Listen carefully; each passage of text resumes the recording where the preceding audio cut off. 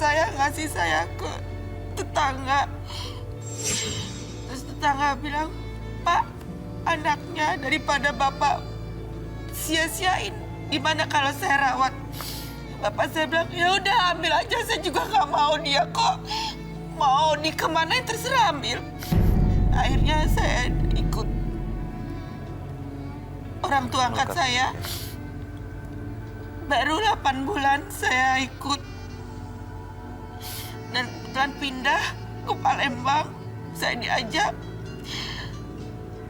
Di sana itu malam jam 8. Abang angkat saya bercanda sama saya, lari-larian. Terus dia bilang gini, Dek, ku tembak kau, Dek. Dia keluarin senjata dari lemari di ruang tamu. Abang angkat itu dia ngarahin senjata ke saya. Saya bilang, janganlah Bang, nanti adek mati Bang. Enggak, Dek, kok ku tembak, Dek. Terus saya rebutan sama abang saya. Tapi ternyata tiba-tiba papi angkat saya keluar dari kamar. Terus itu peluru itu kena dada papi saya. Sebenarnya bukan saya, tapi saya pegang tangan abang saya. Abang saya ngelepasin jadi di saya. Dan papi angkat saya jatuh, terus mami angkat saya keluar. Dia bilang, kenapa kamu bunuh? Ternyata kamu juga anak sial seperti yang bapak kamu katakan. Tenang ya, Istighfar. Apa benar saya ini anak sial? Ini kejadian kedua Ustadz yang merasa dirinya sial. Padahal kejadian dari yang diceritakan tadi itu ketidaksengajaan. Iya. Gimana Pak Ustadz? Jadi kalau lihat kisah ini kita prihatin juga ya, ini kan luar biasa beban. Jadi kan gini Mas Farid, ini kan ada beban psikologis yang sangat berat ditanggung oleh Ibu Sarah ketika masa kecil dengan ibu bapaknya langsung tadi itu. Tekanan batin inilah. Dan ketika beralih karena diusir dalam tanda petik tadi, diberikan pada orang lain dan tujuannya diasuh, kemudian ternyata di lingkungan keluarga tadi juga tidak mendapatkan lingkungan yang kondusif dan baik. Maka kemudian terjadilah yang kasus tadi itu.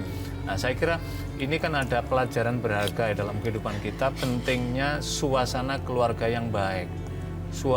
Suasana keluarga yang nilai-nilai religiusitas tertanam dengan baik, sehingga antar anggota keluarga itu saling memahami. Anak merasa nyaman, anak merasa aman, anak merasa damai dalam lingkungan keluarga tadi. Dan ini keluarga pertama tadi tidak memberikan dukungan, yang kedua kasus yang semacam tadi itu. Jadi ini kan inilah yang dimaksud keberkahan itu diangkat dari rumah tadi. Ini ya Pak Ustadz, satu lagi Pak Ustadz. Iya. Kenapa Ibu Sarah ini bilang ke kita kalau dia sering bawa sial? Iya. Ternyata Ibu Sarah ini dalam hubungan pernikahannya juga sering kali gagal. Mohon maaf Ibu Sarah, saya boleh tanya berapa kali Ibu Sarah mengalami kegagalan dalam pernikahan? Saya gagal menikah 3 kali. Tapi sekarang saya sudah nikah laki, Pak. Iya. Pak Ustadz. Iya. Yang keempat. Ini yang keempat. Iya. Kalau yang pertama itu, mohon maaf Ibu, itu berlangsung berapa lama dan umur berapa Ibu waktu menikah pertama itu? Jadi saya menikah umur 15 tahun. Waktu itu bapak saya bilang, kamu itu ya, daripada nyusahin, mending kamu tuh nikah tuh sama orang depan. Bapak ini punya hutang. Bapak nggak bisa bayar. Jadi Ibu dinikahkan karena faktor orang tua punya beban hutang kepada orang tadi? Dan saya juga setuju karena saya berpikir saya ingin lepas dari Bapak. Ya. Maaf Ibu, kalau boleh tahu ketika Ibu menikah yang pertama tadi dengan laki-laki tadi sama-sama masih singlenya atau sudah? Atau dia sudah menikah? Sudah berkeluarga maksudnya yang laki tadi? Dia duda anak satu. Oh, duda anak satu. Iya. Lalu saya nikah, saya berharap pernikahan saya itu bahagia. Iya.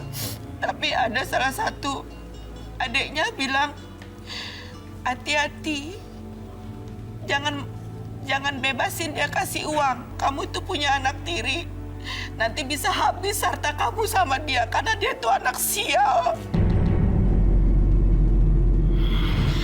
Jadi suami saya tuh dia ngikutin semua omongan keluarganya. Saya dijatah. saya nggak bebas pegang uang. Dan yang setelah anak saya ketiga, saya berpikir pernikahan saya bisa bertahan lama.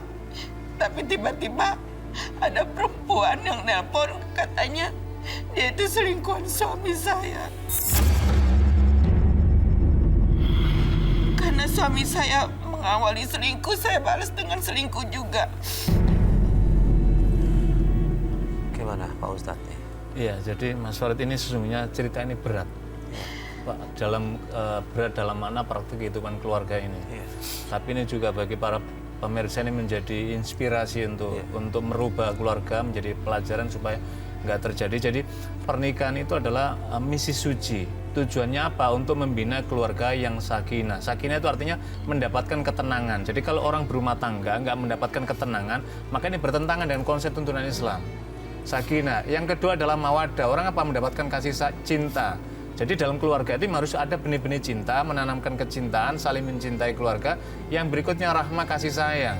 Jadi ketenangan, cinta, dari kasih sayang. Kalau 3 fondasi utama dalam keluarga ini tidak didapatkan, maka ini tanda-tanda bahwa keluarga itu tidak harmonis. Dan tadi kan bisa dikatakan praktek. Yang kedua, niat untuk menikah itu juga mesti harus disucikan. Bukan karena apa-apa, bukan karena harta, bukan karena apa, tapi untuk mencari apa? Untuk menyempurnakan agama. Hadis Nabi kan menjelaskan, ketika orang sudah menikah, maka berarti telah menyempurnakan separuh urusan agamanya yang belum diselesaikan. Jadi menikah itu menyempurnakan urusan agama kita. Lah, dalam keluarga ini, hubungan suami istri ini itu juga menjadi ladang amal.